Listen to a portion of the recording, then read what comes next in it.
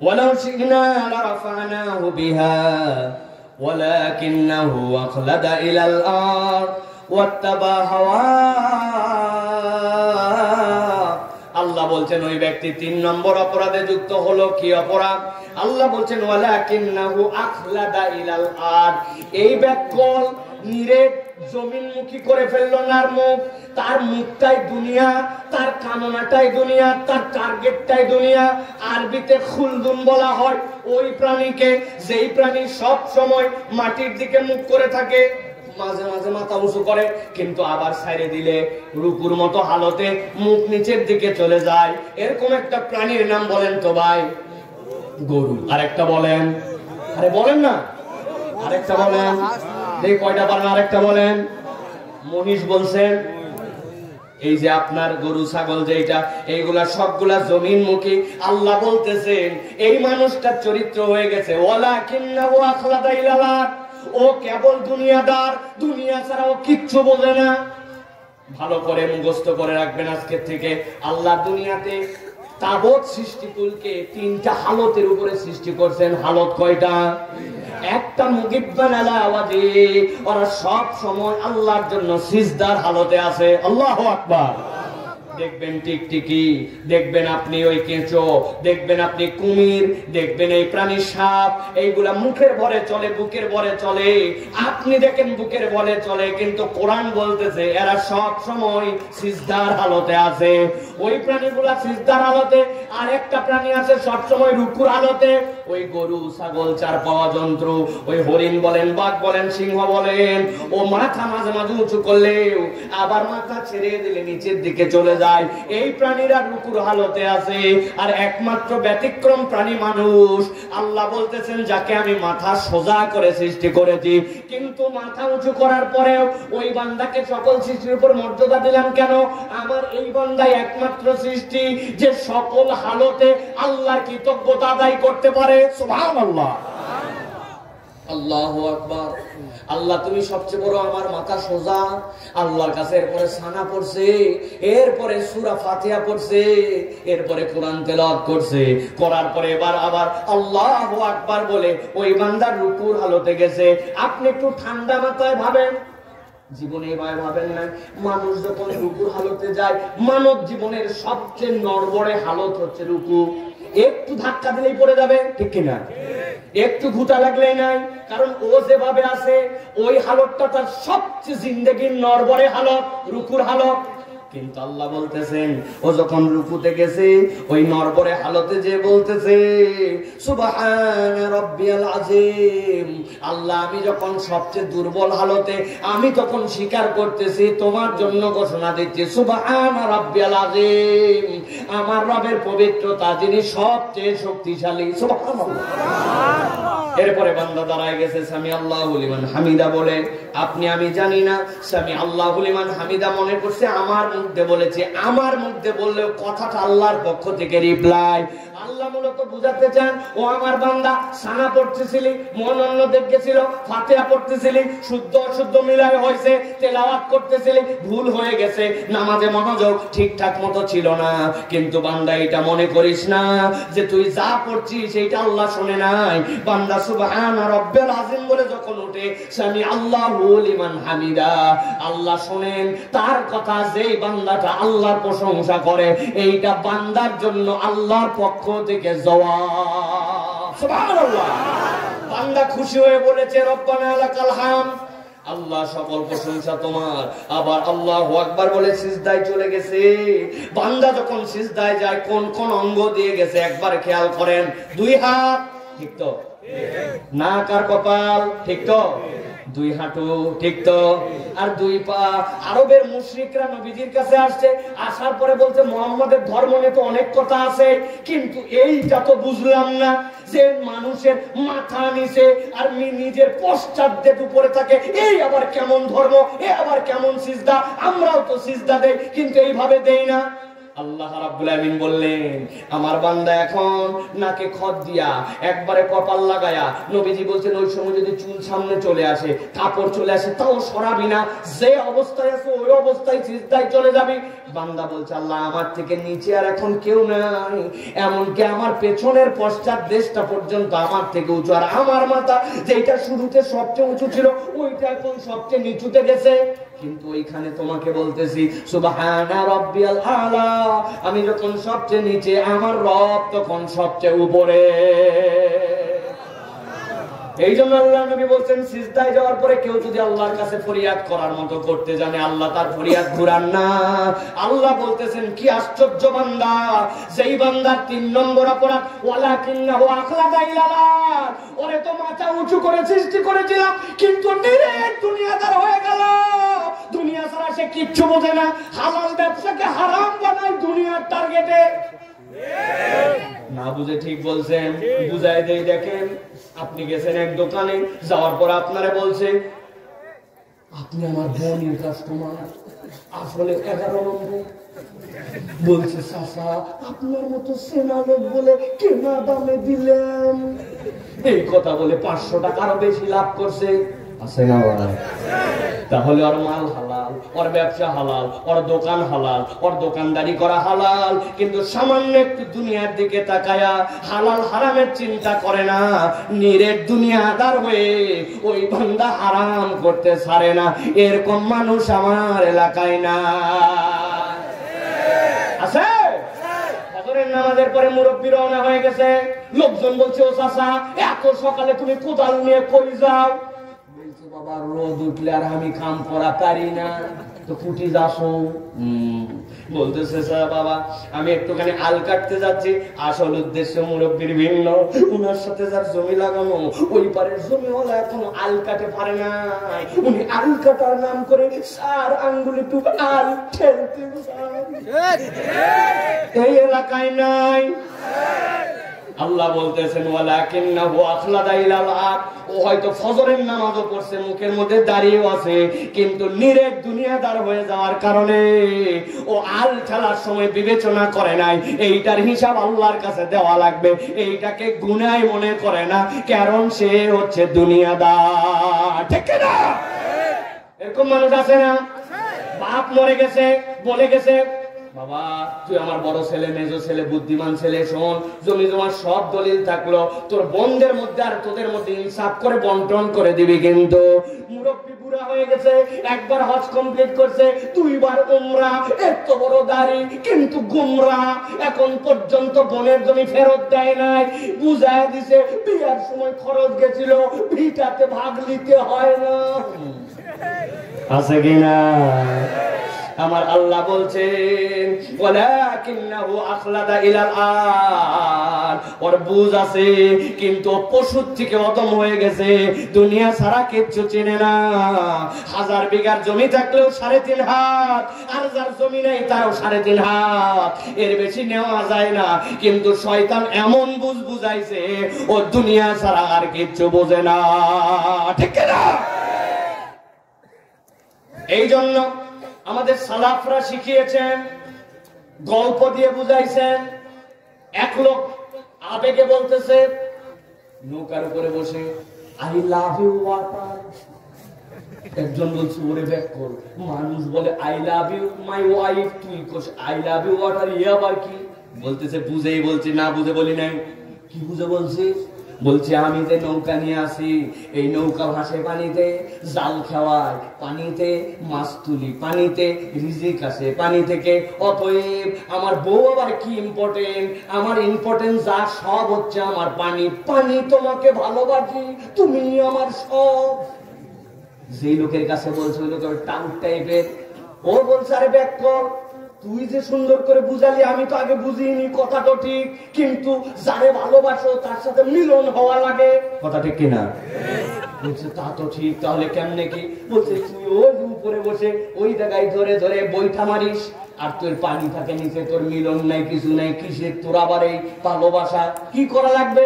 হাতের কাছে শাবল ছিল, তুলে ঘ্যাস করে নৌকার তলায় মাইরে দিছে, এতখানি একটা ফুটা হয়েছে, গল গল করে পানি। বলছে দেখ পানি উঠতেছে, তোর সাথে এখন মিলন হবে। বুঝে থাকলে বলেন তো, নৌকার তলা ফুটা করে গল গল করে যদি পানি ওঠে তাহলে কি মিলন হবে না ডুবন হবে? কথা বলেন, মিলন না ডুবন? সালাফরা বলতেছে দুনিয়া তোমার লাগবে, এই জন্যই আল্লাহ রাব্বানা আতিনা ফিদ দুনিয়া হাসানা বলেছেন। কিন্তু তুমি তোমার অন্তরকে ফুটা করে যদি দুনিয়া ঢোকাও, তোমার দুনিয়াও ডুববে, তোমার আখিরাতও ডুববে। ঠিক না? এই লোকের গুনাহগুণ আল্লাহ বলতেছেন ওয়ালাকিন্নাহু আখলাদা ইলালাত, ও কিচ্ছু চেনে না, কেবলমাত্র নিরেট দুনিয়াদার, দুনিয়ার জন্য সে যা ইচ্ছা তাই করতে পারে। এটা হচ্ছে তার 3 নম্বর অপরাধ। আল্লাহ বলছেন এবার 4 নম্বর তার অপরাধ হচ্ছে ওয়াত্তাবা হাওয়া। ওই ব্যক্তিটা আল্লাহকেও মানে, তবে আল্লাহকে ততদূর মানে যতদূর তার লাগে। সে তার নফসের অনুসরণ করে, তার মন পছন্দ জিন্দেগি চালায়, তার মন যেদিকে চলতে বলে সে সেই দিকে চলে। এরকম লোক আমাদের এলাকায় না। বুঝে বলেন, কিন্তু তাদের কিন্তু চিনাই দেওয়া লাগবে। আছে কারা তারা? ওয়াত্তাবা হাওয়া, মন পছন্দ জিন্দেগি চালায়। কারা তারা? দেখবেন আমি শত শতবার এটা বলেছি, আবারও আপনাদের কাছে বলি, এলাকায় এরকম লোক আপনাদের আছে কিনা দেখেন তো, চিনতে পারেন কিনা। ওনাকে নামটা খালি আমাকে জোরে করে বলে দিবেন, যদি মিলে যায় দেখবেন এত বড় দাড়িওয়ালা, নামাজ কালাম মিস করে না, পকেটের মধ্যে মেসওয়াক আছে, ডলা দেখলে অবস্থা খারাপ, তসবিহ ছাড়া চলে না। আসরের নামাজ পড়ে বেরিয়ে আসছে, আসার পরে এক যুবক তার কাছে বলছে, ও মুরব্বী, ছেলেটা অসুস্থ, বড় ঝামেলা আছে, 1000 টাকা আওলাদ দেন। ঝামেলা করিস না তো, হাতে টাকা নেই। বলছে চাচা বড় বিপদের বাপ, দেন রে বাপ একটা। বলছে আপনার কাছে মনে করছেন আমি না বুঝে আসছি, দেশে এত লোক থাকতে আপনার কাছে কেন আসছি? আসার কারণ আছে, আজকে কি বার? সোমবার। আল্লাহ দিলে 1000 টাকা যদি আজকে দেন, আগামী শুক্রবার নাইটে 1250 টাকা ক্যাশ রিটার্ন। বলছে বলদ কোথাকার, মানুষের হাতের টাকা থাকে নাকি? বাড়ির চল। বাড়িতে নিয়ে চলে গেছে, বাড়িতে যাওয়ার পর 1000 টাকা দিয়েছে। 1000 টাকা দিয়ে বলছে লাগলে আরো বল, তোর শাশিও বসে নাই, এই কাজ আল্লাহ দয়া করতেছে, বহুত বরকত। তবে যা করবি তাড়াতাড়ি কর, ছোট দিনের বেলা। মাগরিবের আজান হয়ে গেছে, আমি কিন্তু জামাত ধরবো। আসরের নামাজ জামাতে পড়ে, মাগরিবের নামাজ জামাতে ধরতে চাই, কিন্তু এর মধ্যে দাদনের ব্যবসা করে, সুদের ব্যবসা করে, দাড়ি টুপিওয়ালা মুসলমান নামধারী এলাকায় আছে নাকি ভাই? ভালো করে বোঝেন, নামগুলা শুনতে চাইছে বা দাঁড় করাই নিব, আসে যে বলছেন চিৎকার করে, কারা তারা? দেখি তারা কারা। আল্লাহ বলছেন ওয়াত্তাবা হাওয়া, তুমি আল্লাহর হুকুমে নামাজ পড়ছো, আবার মন পছন্দ জিন্দেগি চালাইছো, ওইটাও আল্লাহর নিষেধাজ্ঞা ছিল, ওইটা তুমি মানো নাই। আল্লাহ বলছেন এইটা হচ্ছে ওই মানুষ, যুগে যুগে এরকম ক্যারিয়ারের মানুষ, এরকম তবিয়তের মানুষ থাকবে। আছে কিনা ভাই? দেখবেন আপনি খুঁজে খুঁজে মহিলাদের মধ্যে এরকম মানুষ আছে অনেকগুলা।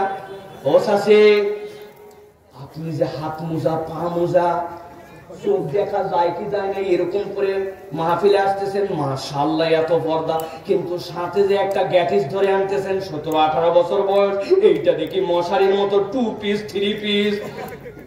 আপনার 60 বছরে তো হাতের মোজা না পড়লেও গুনাহ হবে না, পায়ের মোজা না পড়লেও গুনাহ হবে না, কিন্তু যেটা পর্দা করানো লাগবে এইটার এই অবস্থা কেন? মুরব্বী দেখেন বলবে হ হ অত ওয়াজ করো না, আমিও বিয়ার পরে পর্দা ধরছি, আমার নাতিও বিয়ার পরে পর্দা ধরবে। আছে না ভাই? এইটা আপনি কার তরিকায় চললেন? আল্লাহ বলছেন ওয়াত্তাবা হাওয়া, এইটা আল্লাহকে মানা হয় না, এইটা তুমি তোমার নফসের পূজারী। আল্লাহকেও মানো, আবার তোমার নফসকেও মানো। দেখে না, এইটার একটা চূড়ান্ত রূপ আছে। আপনারা যদি সাহস দেন তাহলে বলে দিব, বলবো। এখন তো ঝামেলা করার লোক নাই, আল্লাহর দয়ায় ওইটা বিগত 12-13 বছর আমার সাথে ঝামেলা, আল্লাহর দয়া করার সাহস করে নাই। মনে করেন না এই হুজুর নতুন করে এরকম বলতেছে, আল্লাহর দয়ায় বিগত 12 বছর এরকম করে বলছি। দেখবেন অনেক লোক খুঁজে পাবেন, আপনি তার কাছে বলবেন চাচা নামাজ পড়ে, বাবা এই ইসলাম তার মহা পছন্দ। রোজা উমরা 2 বার করছি, হজ সুযোগ পালে করে ফেলবো, যাকাত সাধ্য মতো দেই, সব ইসলাম পছন্দ। কিন্তু তার কাছে যদি বলেন আগামীর বাংলাদেশটা আমরা দেখতে চাই যেখানে আল্লাহর আইনে চোরের বিচার হবে, দেশের টাকা বিদেশে যারা পাচার করেছে, ডাকাতি করছে যারা ব্যাংকগুলাকে, ওদের বিচারগুলা কোরআন সুন্নাহ অনুযায়ী হবে। কোন মহিলার দিকে যদি চোখ তুলে তাকায়া অন্যায় করে তাহলে ওই মহিলার সাথে বাজে আচরণ হলে কোরআনের রুল অনুযায়ী তার শাসন হবে। এই কথা বলবে মাহফিল আয়োজন করছে আলিকরা নুরানি আর ওয়াজ করতেছে অমুক পার্টি। আছে কিনা? আওয়াজ দিয়ে বলেন আছে কিনা? আপনি এখনো ইসলাম বুঝেন নাই। ওয়াত্তাবা হাওয়া, আপনি আপনার নফসের অনুসরণ করতেছেন, আল্লাহর বিধান আপনার মানা হয় না। আমি আপনাদের কাছে ছোট্ট ছোট্ট করে 4টা কালেমা পড়ব, যাদের জানা আছে আমার সাথে উত্তর দিবেন, পরের অংশটুকু পড়বেন। বিরক্ত হচ্ছেন না তো? মাইকটা খুব জুত নয়, আইসক্রিমের মাইক। চলুক থাক, আবার ঠিক ঠিক করেন না, এতে খারাপ হলে আর ওয়াজ শোনা লাগে। আমরা খালি ঠিক ঠিক করতে চলুক, আর সাহস দেন অন্তত। তো চলাও বাবা, এভাবে চলাও, আইসক্রিম বেসায় চালাও। তুমি ভালো করে খেয়াল করেন, আমি বলবো আর আপনারা উত্তর দিবেন। রেডি তো সবাই? এই পিছনে হাত তোলো, রেডি? বলেন আমানতু বিল্লাহি। আর এর পরেরটা বলবেন, আমানতু বিল্লাহি ওয়া কুতুবিহি। এবার বলেন, আপনারা শুরু করেন। আমানতু বিল্লাহি ওয়া মালাইকাতিহি ওয়া কুতুবিহি ওয়া রুসুলিহি। জানেন তো এইটা? কিন্তু এটা জানলে যে দুনিয়ার ঝামেলা, এইটা কিন্তু আপনি জানেন না। আপনি বলছেন আশহাদু আল্লা ইলাহা ইল্লাল্লাহ। আশহাদু মানে কি? আই উইটনেস, আমি সাক্ষ্য দিচ্ছি যে। আশহাদু মানে সাক্ষ্য দেওয়া। আমানতু বিল্লাহ মানে কিন্তু সাক্ষ্য দেওয়া নয়। আমানতুর পরে বা যখন আসবে আল্লাহর আগে, তার মানে আপনি বলতেছেন আমি বিশ্বাস স্থাপন করছি, আমি মেনে নিচ্ছি, আমার বুঝে ধরলেও মানি, আমার বুঝে না ধরলেও মানি, যা আল্লাহ তাই আমি মানি। ওর নাম হচ্ছে আমানতু বিল্লাহ ওয়া মালাইকাতি। ফেরেশতা দেখি না, কেমন তার অবয়ব জানি না, কিন্তু আল্লাহ বলছে আমি ওইটা বিশ্বাস করি। করি কিনা? না করি তো ঈমান থাকবে না। সাথে সাথে 3 নম্বরে বলছেন ওয়া কুতুবে, আর আল্লাহর কিতাবের যা কিছু আছে সবগুলা আমি বিশ্বাস করি। ঠিক না? আওয়াজ করে বলেন ঠিক না? বুঝবেন আমি যেখানে একটু জোরে করে আওয়াজ নেব, ওর পিছনে কোনো কারণ আছে। একজন কোরআন শরীফ নিয়ে বলছে, এই যে 15 পারা সুবহানাল্লাযী আসরা বিআবদিহি লাইলাম মিনাল মাসজিদিল হারাম ইলাল মাসজিদিল আকসা আল্লাযী বারাকনা হাওলাহু লিনুরিয়াহু মিন আয়াতিনা। 15 পারা পর্যন্ত আমার কোরআনের বিষয়ে কোনো মন্তব্য নাই, ক্লিয়ার। 15 পারা ক্লিয়ার, বাকিটা এখনো পুরাটা স্টাডি করতে পারি না। এটা চিন্তা ভাবনা করে আমি বাকিটার ব্যাপারে সিদ্ধান্ত নিব, তাহলে সে হচ্ছে 50% মুসলমান। 50% না, অর্ধেক মানে আর অর্ধেক মানে না, 50 তো, এই বুদ্ধি তো না। কত কত কত? আচ্ছা বাদ দিলাম, সব মোটামুটি ক্লিয়ার। এই যে শেষের দিকে কুল আউযু বিরাব্বিন নাস মালিকিন নাস ইলাহিন নাস মিন শারিল ওয়াসওয়াসা, কেমনে যে ওয়াসওয়াসা, এটা সেটা কোনো আমার কাছে ক্লিয়ার কনসেপ্ট নাই। এটা খালি একটু গবেষণা করতেছি, দেখি গবেষণা শেষ হলে মেনে নিব। 99.99% কোরআন মানছে, খালি সূরা নাসের ওয়াসওয়াসিল খান্নাস বোঝে নাই, তার মানে সে 99% মুসলমান। কত পার্সেন্ট? চাচা ঘুমায় গেছে নাকি দেখেন তো, তাই তো বলি মাহফিলে বরকত হচ্ছে না কেন? কি চাচা বালিশ দিব? এই জন্য চেয়ারে বসা হয় না। কত পার্সেন্ট মুসলমান? 0। ভালো করে বোঝেন, ভালো করে বোঝেন। এখন আপনি যদি একটা শব্দ না মানেন তাহলে আপনি 0% মুসলমান। ঠিক না? এটার নাম ঈমান। এখন এই লোককে বাঁচানোর দরকার আছে কিনা? আমাদের বাঁচার কায়দা বের করার দরকার আছে কিনা? আছে। আমি একটা বুদ্ধি বের করছি, আপনারা যদি রাজি থাকেন তাহলে এই বুদ্ধিটা আপনাদেরকে বলে দিয়ে যেতে চাই। রাজি? সবাই রাজি? ইনশাআল্লাহ। তবে ফ্রি হবে না। যাওয়ার সময় 50 টাকা বলে হাদিয়া দেওয়া লাগবে। মাহফিল যা দেয় দেখ, আপনার পক্ষ থেকে 50। ইনশাআল্লাহ। হুজুর খুচরা নাই, মাহফিলে দিয়ে ফেলছি। আপনার টাকা দিয়ে আনেনি, আবার কিসের টাকা? এগুলা কাহিনী চলবে না। বুদ্ধি পছন্দ হলে 50 টাকা দেওয়া লাগবে। রাজি তো? ঠিক আছে। তাহলে দেখেন, এখন থেকে আমরা বাঁচার বুদ্ধি বাইর করব। এখন থেকে আমরা এই কালেমাটা পড়ব, তবে বুদ্ধি খাটায় খাটায় পড়ব। আমানতু বিল্লাহি ওয়া মালাইকাতিহি ওয়া কিছু কুতুবিহি। অথবা বুদ্ধি খাটায় বলবো আমানতু বিল্লাহি ওয়া মালাইকাতিহি ওয়া যদ্দুর বুঝি তদ্দুর কুতুবিহি। কবরে যাওয়ার পরে ধরছে, এই কিতাবের ব্যাপারে কি বিশ্বাস করে? আগেই বলে আসছি দিনাজপুরে যদ্দুর বুঝি তদ্দুর কুতুবিহি। বুঝে থাকলে বলেন তো, এই ভক্কর চক্কর বুদ্ধি দিলে হুজুরের টাকা দেওয়া যাবে? এই বুদ্ধি দিয়ে কি কবরে বাঁচা যাবে? আমি বুঝানোর জন্য বলছি। ওয়াত্তাবা হাওয়া, তার 4 নম্বর অপরাধ ছিল নফসের অনুসরণ। ওইটা শয়তান আপনারে এমন সাজায় বুঝায়া লাড্ডুর মতো উপস্থাপন করছে, মনে হয় খাইয়াই নেই, কিন্তু খাইছেন না, মরছেন। আল্লাহ বলতেছেন তোমার মাথায় ধরুক তাও মানতে হবে, না ধরুক তাও মানতে হবে, তোমার বিবেচনায় আসুক তাও মানতে হবে, তোমার আদর্শের বিপক্ষে যাক তাও মানতে হবে। ওইটার নাম ঈমান। ধানাই পানাই ইসলাম নাই, ধানাই পানাই ঈমান নাই। আল্লাহর কিতাবের প্রতি পূর্ণ ঈমানের নাম হচ্ছে ইসলাম। ঠিক কি না? বলে যে আল্লাহর বিধানে নামাজ পড়েন, ওই আল্লাহর বিধানে রোজা রাখেন, ওই আল্লাহর বিধানে যা আছে পেনাল কোড, আল্লাহর বিধানে যা আছে অর্থনীতি, আমার মাথায় ধরলেও স্বীকার করতে হবে, না ধরলেও স্বীকার করতে হবে। তার পক্ষে আপনাকে থাকতে হবে, নচেত ঈমান আনা হয় না। কথা ক্লিয়ার? তাহলে অপরাধ হচ্ছে কয়টা?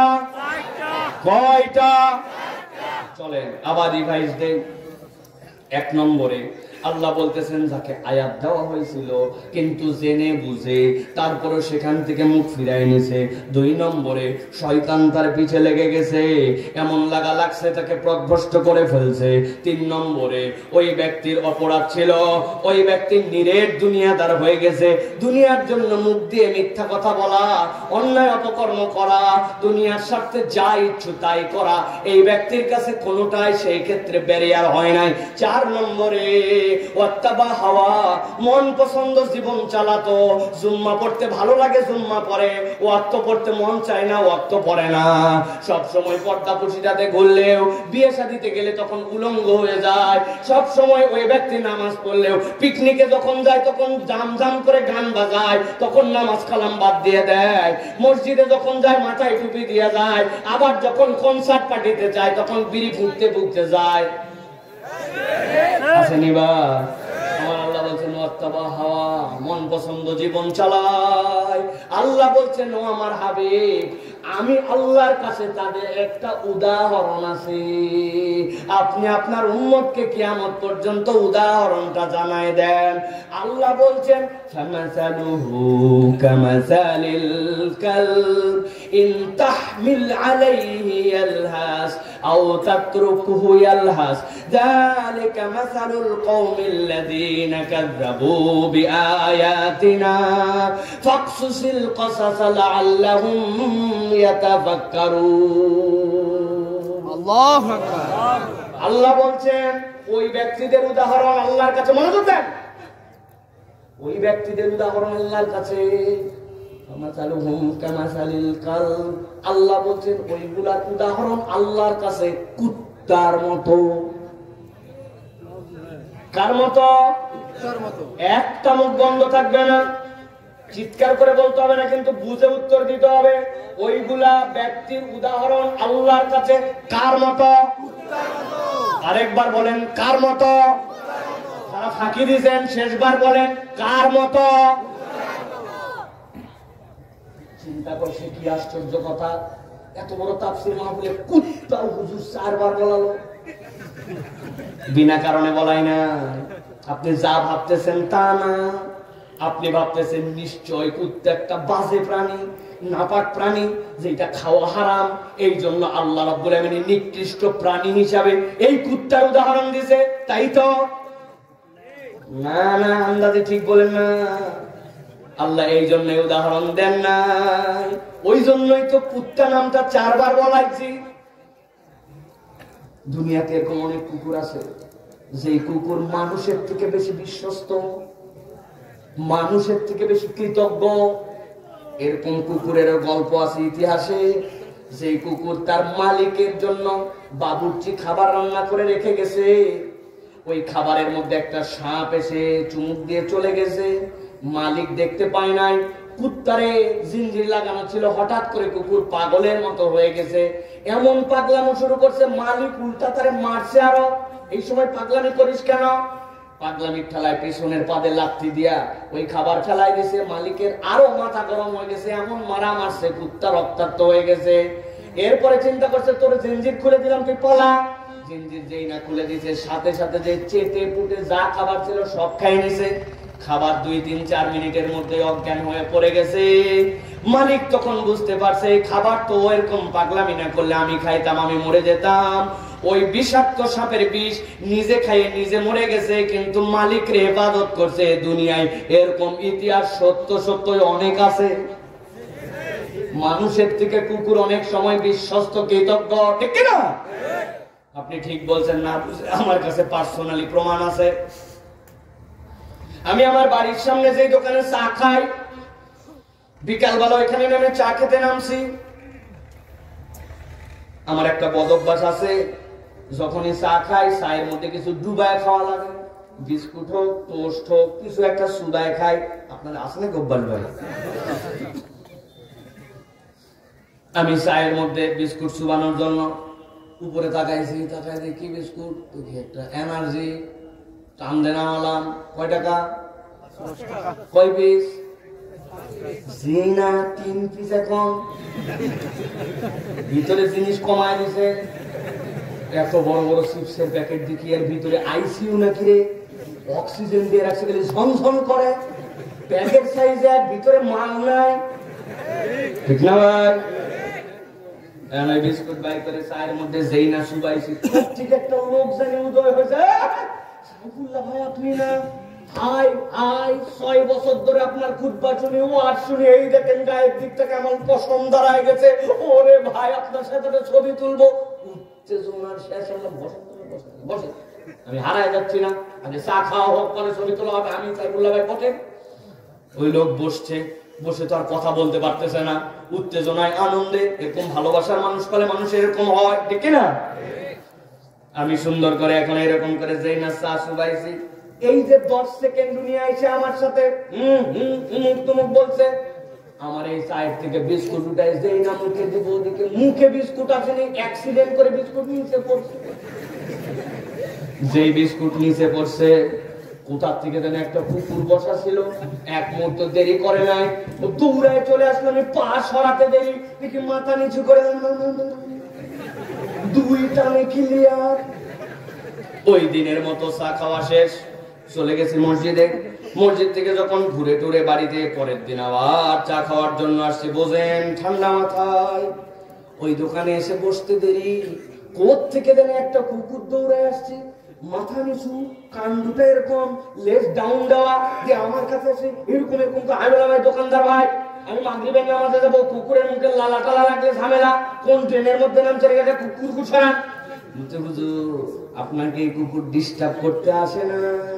গতকালকে মনে আছে আপনি একটা বিস্কুট খাওয়াইছিলেন, তাকায় দেখেন মাথা নিচু, লেজ ডাউন। ও কৃতজ্ঞতা জানানোর জন্য আপনার কাছে আসছে, ডিস্টার্ব করতে আসে নাই।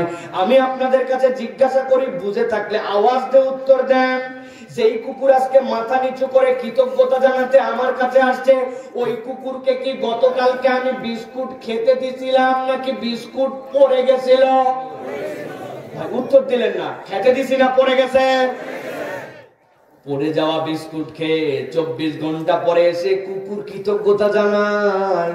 কিন্তু আপনি আপনার আশপাশে এমন মানুষ খুঁজে পাবেন যেই মানুষের জন্য আপনি টাকা হাওলাত দিয়েছেন, তার বিপদে আগায় গেছেন, তার যখন অসুবিধা ছিল আপনি পিছে পিছে তারে সাপোর্ট দিয়েছেন। এখন আপনার টাকা দরকার, আপনারে টাকা দেয় না, আপনার সাপোর্ট দরকার, আপনারে চেনে না, উল্টা উপকার তো দূরের কথা, সুযোগ পেলে আপনাকে বাঁশ দিতেও ছাড়বে না। কথা বলেন ঠিক না? তাহলে আল্লাহ রাব্বুল আমিন বললেন ওই ব্যক্তিটা, যেই ব্যক্তির মধ্যে 4টা অপরাধ আছে, ওই ব্যক্তিটা কার মতো? কথা বলেন না, কার মতো? আরেকবার জোরে বলেন, কার মতো? কুত্তার মতো। বলেন কার মতো? আল্লাহ বললে আপনার সমস্যা কোথায়? আল্লাহ বলতেছেন ফামাসালুহু কামাসালিল কালব ইন তাহমিল আলাইহি ইয়ালহাস আও তাতরুকুহু ইয়ালহাস যালিকা মাসালুল কওমিল্লাযীনা কাযযাবু বিআয়াতিনা ফাকসুসিল কাসাস লাআল্লাহুম ইয়াতাফাক্কারুন।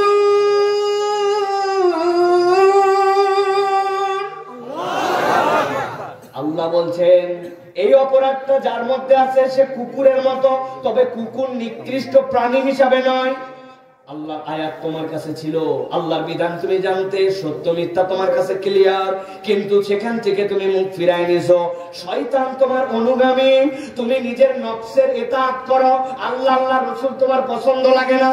আর তুমি দুনিয়ার বুকে এই বান্দা যে নিরেট দুনিয়াদার হয়ে গেছো, আল্লাহ বলছেন এই ব্যক্তিটার উদাহরণ কুকুরের মতো। এই হিসাবে ইন তাহমিল আলাইহি ইয়ালহাস আও তাতরুকু ইয়ালহাস, কুকুরের পিঠে কেউ বোঝা চাপায় না, কিন্তু কুকুরের পিঠে বোঝা দিলেও সে হাঁপাবে, কুকুরকে ছেড়ে দিলেও সে হাঁপাবে।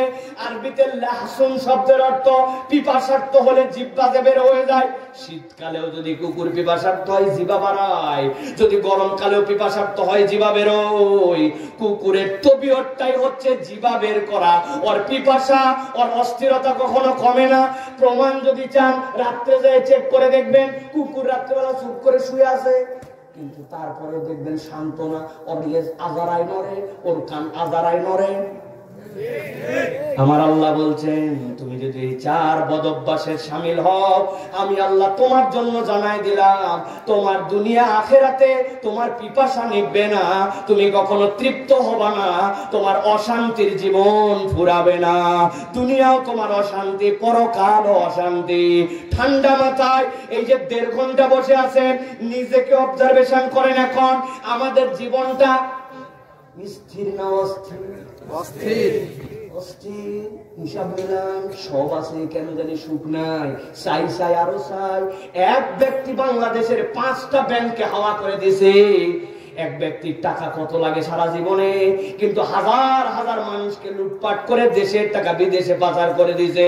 তারপরে মনে করছেন সুখ, ওর আরো চাই, আরো চাই, চাওয়ার কোনো শেষ নাই। ঠিক না?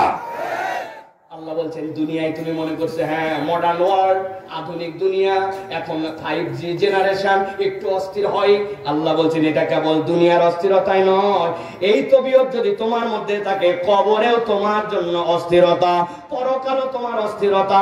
আমি জিজ্ঞাসা করতে চাই, দুনিয়া না হয় কলে বলে বুদ্ধি দিয়ে পার হয়ে গেলাম, কিন্তু ওই পারে যাওয়ার পরে কোন প্রভাব, প্রতিপত্তি, বুদ্ধি, এই সকল ঘুষ কার্যক্রম, এইগুলা কি আমাদের জীবনে কোনো কাজ দিবে? উত্তর দেন, দিবে? আল্লাহ রাব্বুল আমিন বলছেন, চলেন আমার কথা শেষ, ফাকসুসিল কাসাসা লাআল্লাহুম ইয়াতাফাক্কারুন। আল্লাহ বলছেন ও আমার হাবিব, ওই যে প্রথমে বলছিলাম ওয়াতু আলাইহিম, মনে আছে তো? ইব্রাহিম আলাইহিস সালাম 2 সন্তান, কত হাজার বছর পরে নবী, বলেন না? আলহামদুলিল্লাহ, তো আমার অ্যাটেনটিভ শ্রোতা, 1.5 ঘন্টার কথা মনে রাখা তো সোজা না। আল্লাহ রাব্বুল আমিন বলছেন ফাকসুসিল কাসাস লাআল্লাহুম ইয়াতাফাক্কারুন। ও আমার হাবিব, আপনি গল্পটা আপনার উম্মতের কাছে বলে দেন, লাআল্লাহুম ইয়াতাফাক্কারুন, আশা করা যায় তারা চিন্তা ভাবনা করে সামনে সিদ্ধান্ত নেবে। আমি আমার মুসলমান ভাইদেরকে বলবো, এই মাহফিলে আসার আগে আর আসা যাওয়ার পরে জীবন যদি এক হয়, তাহলে আমরা কিন্তু ব্যর্থতার মধ্যে চলে যাব। তাহলে আমাদেরকে চিন্তা ভাবনা করে ওই 4টা অপরাধ যদি আমাদের জীবনে থাকে, সেখান থেকে আমাদেরকে বের হতে হবে। ঠিক না? রাজি? হাত তোলেন, রাজে রাজে, লিল্লাহে তাকবীর। হাত নামান, শেষ আয়াত, 1 মিনিট। আল্লাহ বলছেন সাআ মাসালাল কওমুল্লাযীনা কাযযাবু বিআয়াতিনা। তার কাছে বলে লাভ নাই, যেই ব্যক্তি আমার আয়াতকে অস্বীকার করে, বলা না বলা সমান। আল্লাহ বলতেছেন ওয়া আনফুসাহুম কানু ইয়াজলিমুন, আর জেনে রাখো তারা নিজেদের জীবনের উপরে জুলুম করেছে। সুতরাং আমরা শেষ স্বীকারোক্তি দিতে চাই, আমরা কি আল্লাহর আয়াতের মান্যকারী না অস্বীকারকারী? অস্বীকারকারী না মান্যকারী? আমরা কি কুকুরের জীবন চাই না মানুষ? যদি চাই তাহলে আজকের থেকে শুধরায় যায়, আল্লাহর বিধানের কাছে মাথা নত করে দিতে হবে। নিজের মন পছন্দ জিন্দেগি চলবে না। আল্লাহর যে ফরজ বিধান আপনি জেনে ফেলছেন, আপনি ইচ্ছা করে সেইগুলোর মধ্যে গাফিলতি করতে পারবেন না। আর আমি যেহেতু মানুষ, পশুর চরিত্র আমার ভিতরে থাকবে না। আমি কেবল নিরেট দুনিয়াদার হব না, মানুষের জন্য কিছু করা, সমাজের জন্য কিছু করা, দেশের জন্য কিছু করা। আমার মৃত্যুর পরেও যেন অটোমেটিক আমার কবরে কিছু যায়। কামাই রুজি থেকে এরকম কিছু প্রোডাক্টিভ কাজ আপনাকে দুনিয়ায় রেখে যেতে হবে, ঠিক না? তাহলে আমরা রাজি আছি ইনশাআল্লাহ। আল্লাহ আমাদেরকে কবুল করো। আমি সামারি করে দেই আরেকবার। প্রথম পর্বে কি বলেছি? ওই বাক্তির ভিতরে কি নাই? বলে গেলে হবে কি নাই?